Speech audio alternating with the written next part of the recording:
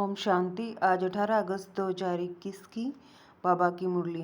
मीठे बच्चे पर चिंतन छोड़ अपना कल्याण करो। तुम सोने जैसा बनकर औरों को रास्ता बताओ। प्रश्न। अशरीरी बनने का अभ्यास जो सदा करते उनकी मुख्य निशानी सुनाओ। उत्तर। वे हठ से अपनी कर्मेंद्रियों को वश नहीं करते, लेकिन उनकी कर्मेंद्रियां स्वतः शीतल हो जाती हैं। हम आत्मा भाई भाई हैं, यह स्मृति स्वतः रहती है। देह अभिमान छूटता जाता है, नाम रूप का नशा खत्म होता जाता है, दूसरों की याद नहीं आती है। गीत। तू प्यार का सागर है। ओम शांति। यह कोई सिर्फ प्यार का सागर नहीं, ज्ञान का सागर है। ज्ञान और अज्ञान, ज्ञान को दिन, अज्ञान को रात कहा जाता है।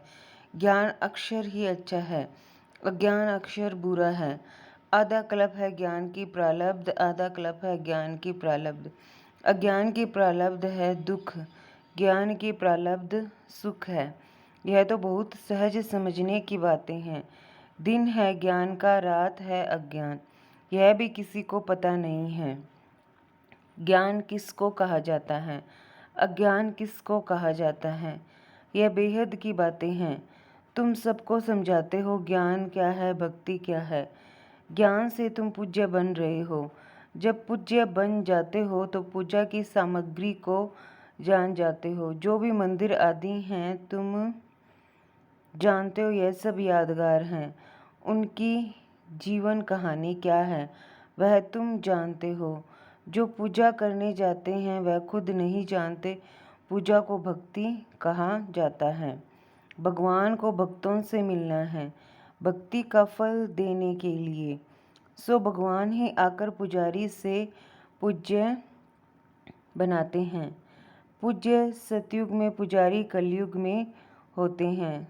तुम बच्चे जानते हो आज क्या है, कल क्या होना है। विनाश तो जरूर होने का है, कोई भी समय हो सकता है। तैयारी हो रही है, गया भी हुआ है। अनेक कुदरती आपदाएं होती हैं, यह तो लिख देना चाहिए। ग्रह युद्ध और कुदरती आपदाएं, उनको कोई ईश्वरीय आपदाएं नहीं कहेंगे। यह तो ड्रामा की नूंद है जिसमें नेचुरल कैलमिटीज सब आने वाली हैं। विनाश में भी मदद करेंगे। मूसलाधार बरसात पड़ेगी, भूखों मरेंगे, अर्थक्वेक आदि सब आने की हैं। इन द्वारा ही विनाश होने का है। बच्चे जानते हैं यह तो जरूर होने का है, नहीं तो सतयुग में इतने थोड़े मनुष्य कैसे होंगे। जरूर इकट्ठा विनाश होगा। बच्चे अच्छी रीति जानते हैं यह सब कपड़े धोए जाएंगे। यह बेहद की बड़ी मशीनरी है। गाया जाता है मूत प्लीति कपड़ धोए, इन कपड़ों की बात नहीं, यह है शरीर की बात। आत्माओं को योग बल से धोना है। इस समय 5 तत्व तमो प्रधान हैं, तो शरीर भी ऐसे बनते हैं। पतित पावन बाप आकर पावन बनाते हैं और सब खलास हो जाते हैं। तुम जानते हो पावन कैसे बनते हैं, रास्ता बहुत सहज बताते हैं। मनुष्य तो कुछ भी नहीं समझते। जहाँ जहाँ भक्ति यज्ञ आदि होते हैं वहाँ जाकर समझाना चाहिए कि जिनकी तुम भक्ति करते हो उनकी बायोग्राफी समझने से ही तुम देवता बन सकते हो। उन्होंने जीवन मुक्ति कैसे पाई सो तो समझो, तो तुम भी जीवन मुक्ति पा सकते हो। मंदिरों में बैठ जीवन की कहानी समझाने से अच्छी रीति समझेंगे। मंदिरों में बैठ जीवन कहानी समझाने से अच्छी रीति समझेंगे। तुम भी बाप से अभी जीवन कहानी सुनते हो। तुम बच्चों को कितनी समझ मिलती है। परम पिता परमात्मा की जीवन कहानी कोई भी नहीं जानते। सर्वव्यापी कहने से जीवन कहानी थोड़ी ही हो जाती है। तुम बच्चे अभी परम पिता परमात्मा की जीवन कहानी को जानते हो, यानी आदि मध्य अंत को जानते हो। इस समय को आदि कहेंगे, जबकि बाप आकर पतितों को पावन बनाते हैं। फिर मध्य में भक्ति का पाठ चलता है। बाप कहते हैं इस समय मैं आकर स्थापना करता कराता हूँ, करण करावनहार हूँ। प्रेरणा को करना नहीं कहेंगे। बाबा आकर इतनी कर्मेंद्रियों द्वारा करते हैं, इसमें प्रेरणा की बात नहीं। करण करावन हार तो जरूर सम्मुख होकर आएंगे। प्रेरणा से कुछ भी नहीं हो सकता। आत्मा बिगर शरीर कुछ भी नहीं कर सकती है। बहुत कहते हैं ईश्वर ही प्रेरणा से सब कुछ करता है। बाबा आप प्रेरणा करो हमारे पति की बुद्धि ठीक हो जाए। बाप कहते हैं प्रेरणा की तो इसमें बात ही नहीं, फिर शिव जयंती क्यों मनाई जाती है? प्रेरणा से काम हो तो फिर आए ही क्यों? एक तो ईश्वर क्या चीज़ है यह नहीं जानते, सिर्फ कह देते ईश्वर की प्रेरणा से सब कुछ होता है। निराकार प्रेरणा से कैसे करेंगे? वह तो करण करावनहार है, आकर के रास्ता बताते हैं। कर्मेंद्रियों से मुरली चलाते हैं। जब तक कर्मेंद्रियों का आधार न लें तब तक मुरली कैसे चलाएं? ज्ञान का सागर है तो सुनाने के लिए मुख चाहिए ना।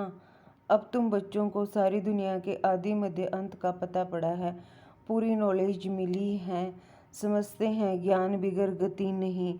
ज्ञान कौन दे? अज्ञान मार्ग और ज्ञान मार्ग में फर्क तो देखो ना। विज्ञान भी कहते हैं अज्ञान है अंधियारा, बाकी ज्ञान और विज्ञान को हम मुक्ति जीवन मुक्ति भी कह सकते हैं। तुमको अब पावन बनने का ज्ञान मिलता है, तुम सब दर्शन चक्रधारी बनते हो। कोई सुनेंगे तो वंडर खाएंगे, कहेंगे आत्मा ज्ञान लेती है तो आत्मा जरूर संस्कार ले जाएगी ना। मनुष्य से देवता बनते हो तो ज्ञान रहना चाहिए, परंतु बाप समझाते हैं यह पुरुषार्थ है प्रारब्ध के लिए। प्रारब्ध मिल गई फिर ज्ञान की क्या दरकार है? सतयुग है ही तुम बच्चों के लिए प्रारब्ध। ये बातें सुनने से ही वंडर खाएंगे। ये ज्ञान परंपरा क्यों नहीं चलता? बाप कहते हैं यह प्रायलोप हो जाता है। दिन हो गया फिर अज्ञान तो है नहीं जो ज्ञान की दरकार रही। यह भी समझने समझाने की बातें हैं, फट से कोई समझ नहीं सकते। शिव बाबा भारत में ही आते हैं, बच्चों के लिए सौगात ले आते हैं, भक्ति का फल देने के लिए। भक्ति के बाद है सदगति, यह विनाश भी होगा जरूर। आसार खड़े हैं, तुम सुनते रहेंगे। चिंगारी लगती है तो 1-2 घंटे में सारा मकान जलकर भस्म हो जाता है। ये कोई नई बात नहीं है। विनाश तो होना जरूर है। सतयुग में होते ही हैं थोड़े मनुष्य श्रेष्ठाचारी। तो श्रेष्ठाचारी बनने में कितनी मेहनत लगती है। माया नाक से एकदम पकड़ लेती है, ऐसे गिरने वालों को चोट बहुत लगती है। टाइम लग जाता है। बड़े ते बड़ी चोट है काम विकार की, इसलिए कहा जाता है काम महाशत्रु है। यही पतित बनाते हैं, झगड़ा होता ही है विकार का। पर विकार के लिए नहीं छोड़ेंगे तो जरूर कहेंगे इससे तो बर्तन साफ करें वो अच्छा है। झाड़ू पोछा लगाएंगी परंतु पवित्र रहेंगी, इसमें हिम्मत बहुत चाहिए। जब कोई बाप की शरण में आते हैं तो फिर माया भी लड़ना शुरू करती है। 5 विकारों की बीमारी और ही अधिक उथल खाती है। पहले तो पक्का निश्चय बुद्धि होना चाहिए। जीते जी मरे हुए हैं, यहाँ से लंगर उठा लिया है। कलयुगी विकारी किनारा तुमने छोड़ दिया है। अब हम यात्रा पर जा रहे हैं। हम ऐशरीरी हो अपने घर जाते हैं। आत्मा को यह ज्ञान है कि हम एक शरीर को छोड़ दूसरे में जाएंगे। हम गृहस्थ व्यवहार में रहते कमल फूल समान पवित्र बन यात्रा पर रहते हैं। बुद्धि में याद रहे कि यह तो कब्रिस्तान है, फिर हम सुखधाम में जाएंगे। हमको बाबा वर्षा देने की युक्ति बता रहे हैं। पावन बनने के लिए हम योग में रहते हैं। याद से ही विकर्म विनाश होंगे, तब आत्मा शरीर छोड़ेगी। यात्रा कितनी वंडरफुल है। सिर्फ बाप को याद करो, अपनी राजधानी को याद करो। इतनी सहज बात भी याद नहीं पड़ती है।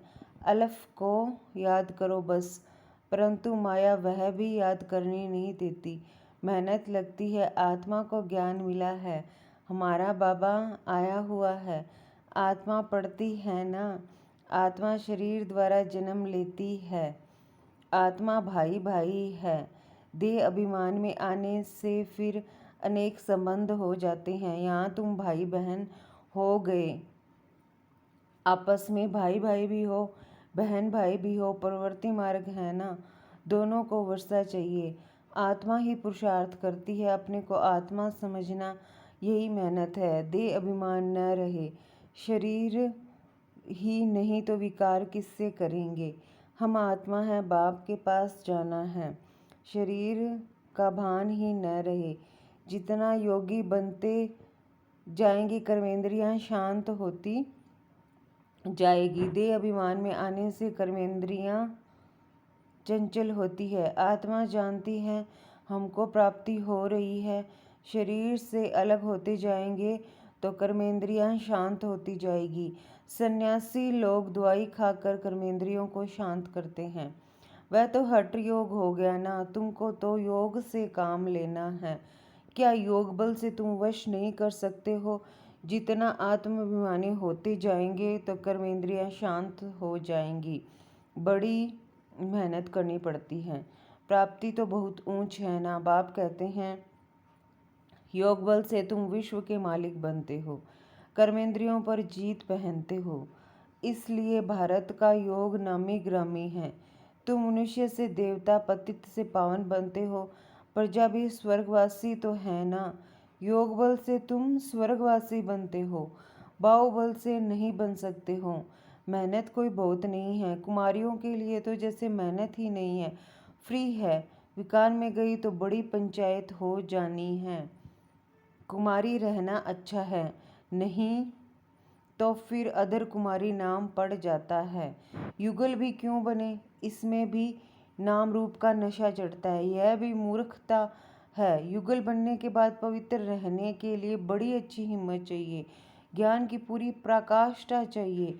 बहुत हैं जो हिम्मत करते हैं, परंतु आग की आंच आ जाती है तो खेल खल्लास। इसलिए बाप कहते हैं कुमारी फिर भी अच्छी है। अधर कुमारी बनने का ख्याल भी क्यों करना चाहिए? कुमारियों का नाम बाला है, बाल ब्रह्मचारी हैं। बाल ब्रह्मचारी रहना अच्छा है। ताकत रहती है, दूसरे कोई की याद नहीं आएगी। बाकी हिम्मत है तो करके दिखाओ। परंतु मेहनत है, दो हो पड़ते हैं ना। कुमारी है तो अकेली है, दो से द्वैत आ जाता है। जहाँ तक हो सके कुमारी हो रहना अच्छा है। कुमारी सेवा पर निकल सकती है। बंधन में पड़ने से फिर बंधन वृद्धि को पाते हैं। ऐसा ऐसा जाल बिछाना ही क्यों चाहिए जो बुद्धि फंस पड़े। ऐसे जाल में फंसना ठीक नहीं है। कुमारियों के लिए तो बहुत अच्छा है। कुमारियों ने नाम भी निकाला है, कन्हैया नाम गाया जाता है ना। कुमारी हो रहना बड़ा अच्छा है। इन्हों के लिए बहुत सहज है। स्टूडेंट लाइफ पवित्र लाइफ भी है। बुद्धि भी फ्रेश रहती है। कुमारों को भीष्म पितामह जैसा बनना है। कल्प पहले भी रहे हैं, तब तो देलवाड़ा मंदिर में यादगार बना हुआ है। अब बाप बच्चों को फरमान करते हैं मुझे याद करो और सब बातों को छोड़ तुम अपना कल्याण करो। बाप को याद करने में ही कल्याण है। भूल चूक होती है, बच्चे गिर पड़ते हैं। तुम पर चिंतन को छोड़ अपना कल्याण करो। दूसरे चिंतन में जाओ ही नहीं। तुम सोने जैसा बन जाओ, औरों को भी रास्ता बताओ। सतो प्रधान बनने का एक ही उपाय है। पावन बनने के बिगर मुक्ति धाम में जा नहीं सकते। उपाय एक ही है, फिर अंतमति सुगति हो जाएगी। झरमुई झगमुई छोड़ दो, नहीं तो अपना ही नुकसान करेंगे। बाप कोई श्राप नहीं देते हैं। श्रीमत पर नहीं चलते तो आप ही अपने को श्रापित करते हैं। अच्छा, मीठे मीठे सिकिलदे बच्चों प्रति माता पिता बाप दादा का याद प्यार और गुड मॉर्निंग। रूहानी पाप की रूहानी बच्चों को नमस्ते। हम सब रूहानी बच्चों की रूहानी माता पिता बाप दादा को याद प्यार, गुड मॉर्निंग, नमस्ते, ओम शांति। शुक्रिया बाबा, शुक्रिया। धारणा के लिए मुख्य सार। निश्चय बुद्धि बन जीते जी इस पुरानी दुनिया से अपना लंगर उठा लेना है। बाप के हर फरमान को पालन कर अपना कल्याण करना है। दूसरों का चिंतन छोड़ अपनी बुद्धि को स्वच्छ सोने जैसा बनाना है। झरमुई जगमुई में अपना समय नष्ट नहीं करना है। योग बल से अपनी कर्मेंद्रियों को शांत शीतल बनाना है। वरदान। मेहमानपन की वृत्ति द्वारा प्रवृत्ति को श्रेष्ठ स्टेज को ऊंचा बनाने वाले सदा उपराम भव। मेहमानपन की वृत्ति द्वारा प्रवृत्ति को श्रेष्ठ स्टेज को ऊंचा बनाने वाले सदा उपराम भव।